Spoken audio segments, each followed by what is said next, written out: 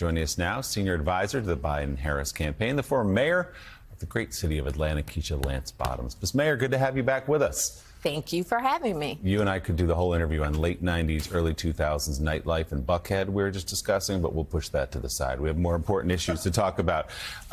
So you were watching the RNC last night. You hear the messaging out of there.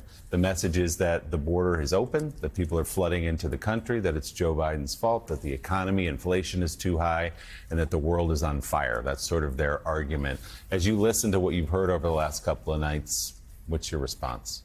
Yes, so much for the unity message, right? It's the same old rhetoric coming out of this MAGA Republican Party. It's about making people afraid. It's about attacking immigrants in this country. It's about all of these false narratives that really aren't helping move the needle in this country. And it's very disappointing because this is a party that used to represent something other than hate and fear.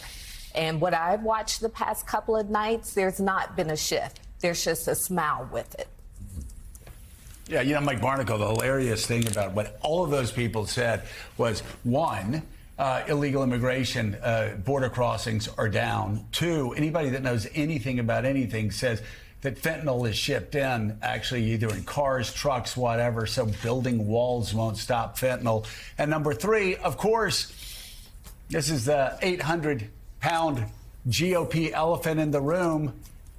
We had the toughest border control bill in our lifetime, drafted by a hardcore conservative Oklahoma senator, James Lankford.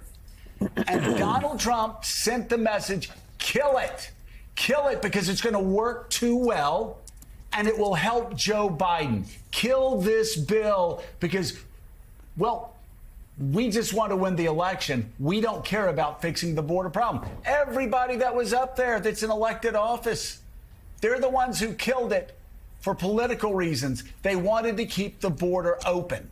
So they did. Yeah, and the leader of the choir of negativity on the border was the Speaker, Mike Johnson, who made sure that word was passed both in the House and over to the Senate. The Senate already got the message. Vote this bill down because it's going to help Joe Biden.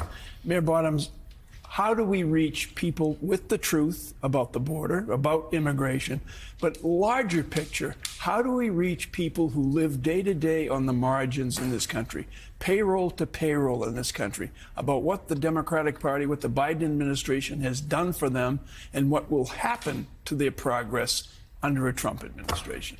The president has to do just what we've seen him do over the past week or so, and that's take the message directly to the American people. I always give the example of extremes, even in my own family. If I want to reach my mother, we can turn on the television. She's going to watch me this morning on cable news. She's going to get the information she needs to be informed. If I want to reach my 22-year-old son, we've got to hit social media. We've got to take it to our young people in the way that they receive information. And listen, it's hard to break through, but this is why the messaging is important across all platforms, continuing to tell the truth, continuing to get out information from trusted news sources, and then just talking to our fellow Americans and reminding them what this administration has done. Over the past week or so, I've been asking everyday people, how are they feeling about the election? What they're saying to me, we want Joe Biden as our nominee. People need to leave him alone. We need to move forward. This is what everyday folk are saying, and we are hearing the noise in Washington. We hear the discussions around immigration. We heard it coming out of the RNC, but we've got to talk to each other and tell the truth to each other. So President Biden spoke at the NAACP National Convention in Las Vegas yesterday, where he slammed Donald Trump for claiming migrants coming into the country illegally are taking, quote, black jobs. I love his phrase, black jobs. It tells a lot about the man and about his character. Folks, I know what a black job is. It's the Vice President of the United States.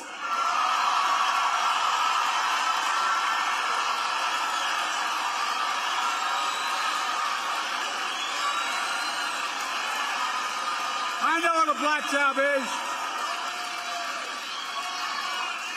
The first black president in American history, Barack Obama.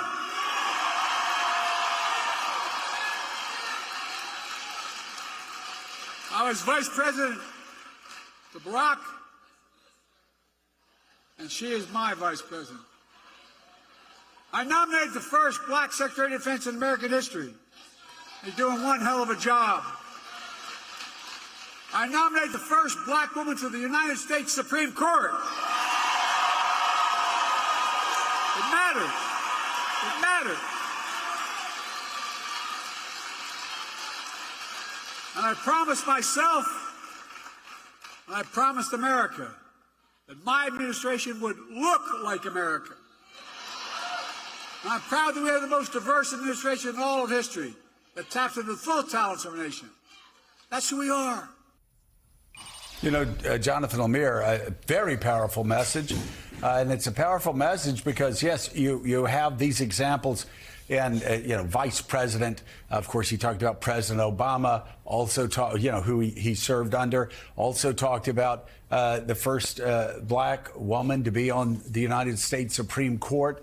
That's all pretty inspiring. But you look at the number of U.S. attorneys, look at the federal judges appointed, and it's almost a complete switch from Donald Trump, who, the first couple of years basically appointed white men for the overwhelming number of white men, disproportionate number of white men.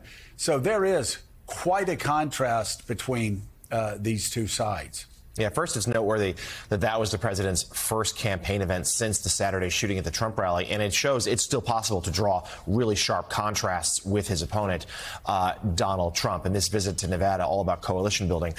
So, Madam Mayor, we have seen polls, though, and Biden campaign officials acknowledge it privately, a little bit of slip in support among certain of those coalition groups, including black voters, for President Biden. They're showing up maybe a little bit more towards Donald Trump, or at the very least, a third-party candidate, or even the idea they just might stay home. That was a very fiery speech yesterday. But what else can the campaign do to win those voters back and say, look, he's still your guy? We've got to remind people what this administration has done, what this president has done. And, polls are a snapshot in time. We know that in the midterm elections, there were these concerns about this red wave. It didn't happen. Even going back to 2020, during the primary season, there was a concern that Joe Biden wouldn't be the nominee. He proved them wrong. What we saw at that NAACP convention is the Joe Biden that wins. He does best when his back is up against the wall. And as we continue to remind people, especially the base, what this administration has done, then I think it will be easy to make a decision between two candidates. When you look at a cap on insulin costs, you look at what's been pouring into our cities, the funds that have been pouring into our cities, infrastructure dollars, the list goes on. You all know what's happened with this administration, and we've got to continue to remind people how it's made a difference in their everyday lives. Mayor, getting young people to show up is going to be part of the challenge here.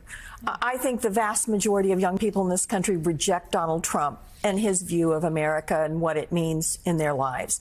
But getting them to show up, if you were the Biden campaign, what is the one issue that you think they could use to really motivate young people to realize the stakes in this election are so high, they have to turn out and vote for Joe Biden?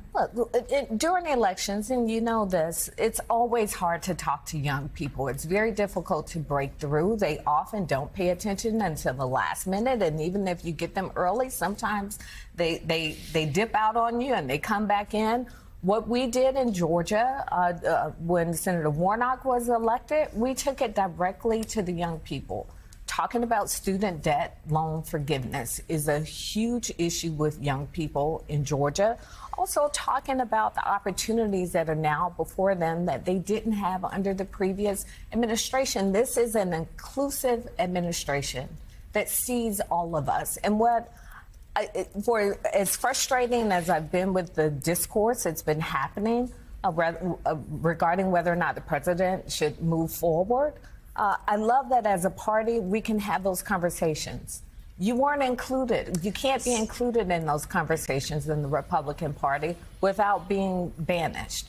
And so I think as we remind young people that as they want their voices to be heard, we need a president who listens to them.